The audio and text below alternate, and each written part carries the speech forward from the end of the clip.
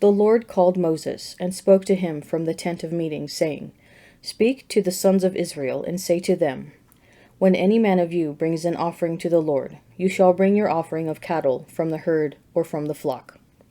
If this offering is a burnt offering from the herd, he shall offer a male without blemish. He shall offer it at the door of the tent of meeting, that he may be accepted before the Lord.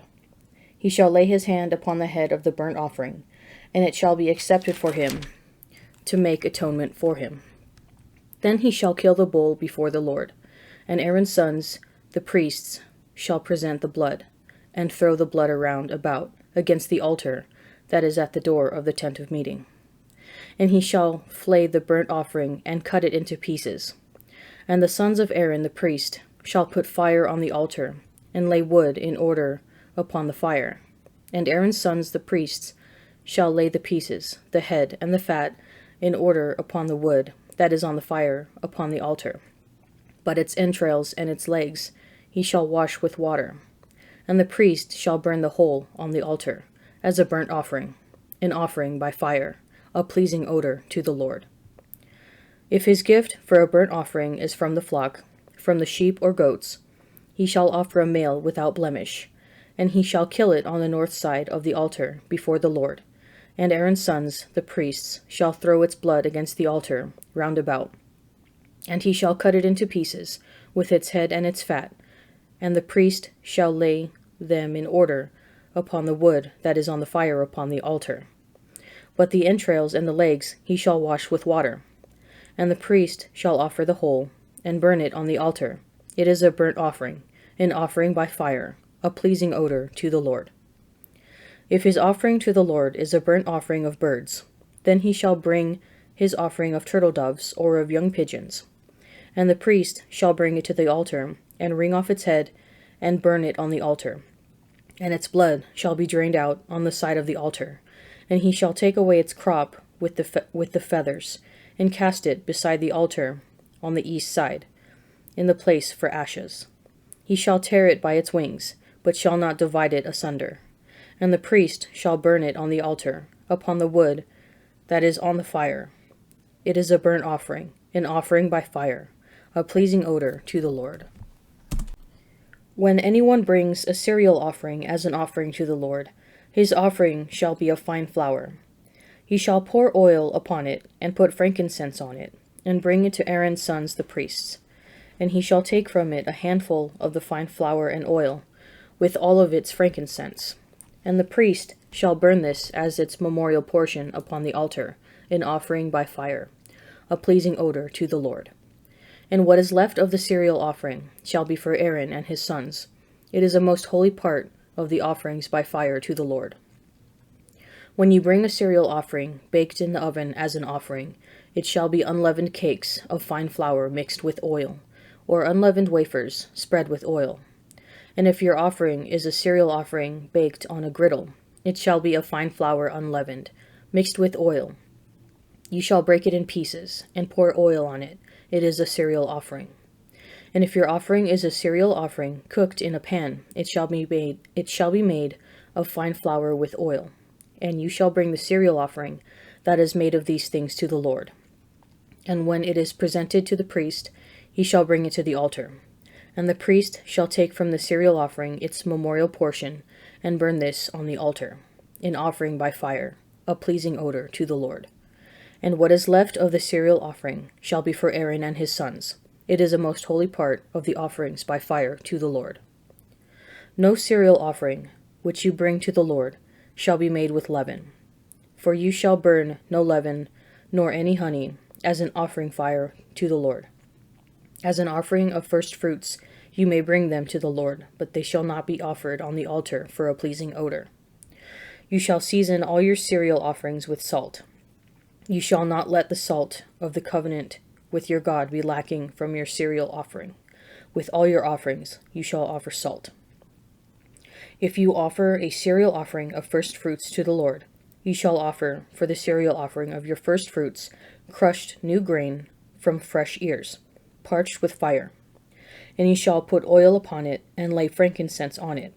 It is a cereal offering, and the priest shall burn as its memorial portion part of the crushed grain, and of the oil with all its frankincense. It is an offering by fire to the Lord. If a man's offering is a sacrifice of peace offering, if he offers an animal from the herd, male or female, he shall offer it without blemish before the Lord. And he shall lay his hand upon the head of his offering and kill it at the door of the tent of meeting. And Aaron's sons, the priests, shall throw the blood against the altar round about. And from the sacrifice of the peace offering, as an offering by fire to the Lord, he shall offer the fat covering the entrails, and all the fat that is on the entrails, and the 2 kidneys with the fat that is on them at the loins, and the appendage of the liver, which he shall take away with the kidneys. Then Aaron's sons shall burn it on the altar upon the burnt offering, which is upon the wood on the fire. It is an offering by fire, a pleasing odor to the Lord. If his offering for a sacrifice of peace offering to the Lord is an animal from the flock, male or female, he shall offer it without blemish. If he offers a lamb for his offering, then he shall offer it before the Lord, laying his hand upon the head of his offering, and killing it before the tent of meeting. And Aaron's sons shall throw its blood against the altar round about. Then from the sacrifice of the peace offering, as an offering by fire to the Lord, he shall offer its fat, the fat tail entire, taking it away close by the backbone, and the fat that covers the entrails, and all the fat that is on the entrails, and the 2 kidneys with the fat that is on them at the loins, and the appendage of the liver, which he shall take away with the kidneys. And the priest shall burn it on the altar as food offered by fire to the Lord. If his offering is a goat, then he shall offer it before the Lord, and lay his hand upon its head, and kill it before the tent of meeting. And the sons of Aaron shall throw its blood against the altar round about. Then he shall offer from it, as his offering for an offering by fire to the Lord, the fat covering the entrails, and all the fat that is on the entrails, and the 2 kidneys with the fat that is on them at the loins, and the appendage of the liver, which he shall take away with the kidneys. And the priest shall burn them on the altar as food offered by fire for a pleasing odor. All fat is the Lord's. It shall be a perpetual statute throughout your generations, in all your dwelling places, that you eat neither fat nor blood. A Psalm of David. The Lord knows the days of the blameless, and their heritage will abide forever. They are not put to shame in evil times. In the days of famine they have abundance. But the wicked perish. The enemies of the Lord are like the glory of the pastures. They vanish. Like smoke they vanish away. The wicked borrows and cannot pay back, but the righteous is generous and gives. For those blessed by the Lord shall possess the land, but those cursed by him shall be cut off. The steps of a man are from the Lord, and he establishes him in whose way he delights. Though he fall, he shall not be cast headlong, for the Lord is the stay of his hand. I have been young, and now am old, yet I have not seen the righteous forsaken, or his children begging bread. He is ever giving liberally and lending, and his children become a blessing. Depart from evil and do good, so shall you abide forever. For the Lord loves justice, he will not forsake his saints. The righteous shall be preserved forever, but the children of the wicked shall be cut off. The righteous shall possess the land, and dwell upon it forever. The mouth of the righteous utters wisdom, and his tongue speaks justice. The law of his God is in his heart, his steps do not slip. The wicked watches the righteous, and seeks to slay him. The Lord will not abandon him to his power, or let him be condemned when he is brought to trial. Wait for the Lord, and keep to his way, and he will exalt you to possess the land. You will look on the destruction of the wicked. I have seen a wicked man overbearing, and towering like a cedar of Lebanon. Again I passed by, and behold, he was no more. Though I sought him, he could not be found.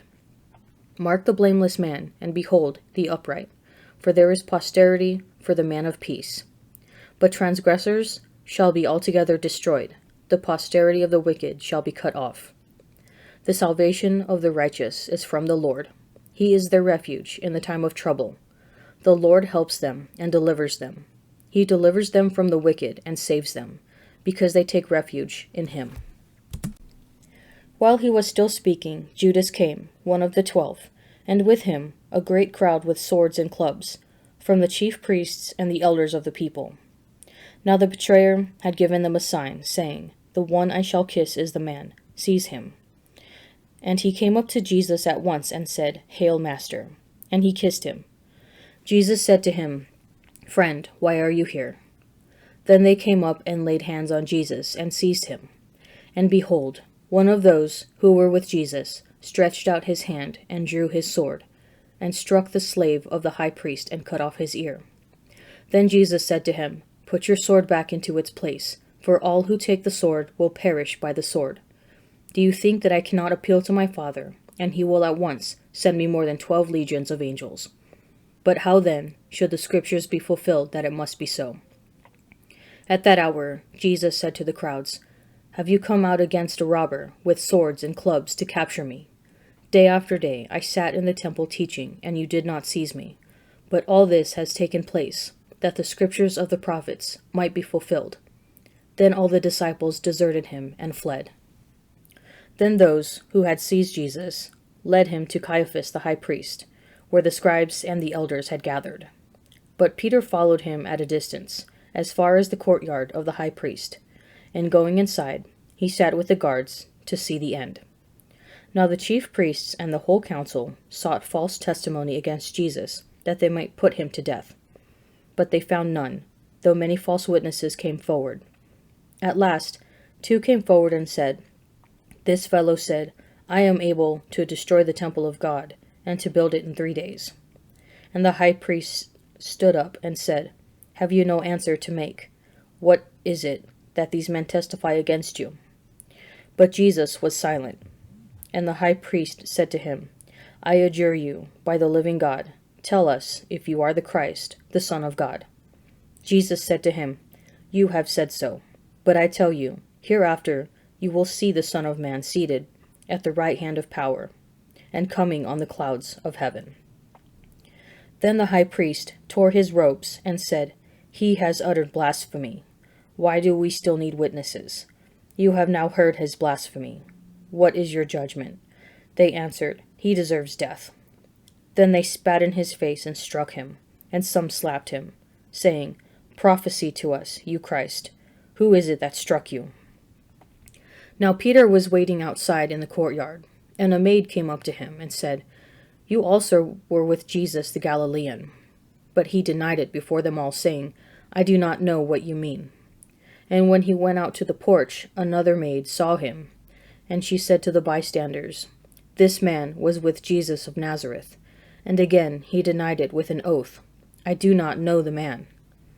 After a little while the bystanders came up and said to Peter, "Certainly you are also one of them, for your accent betrays you." Then he began to invoke a curse on himself and to swear, "I do not know the man."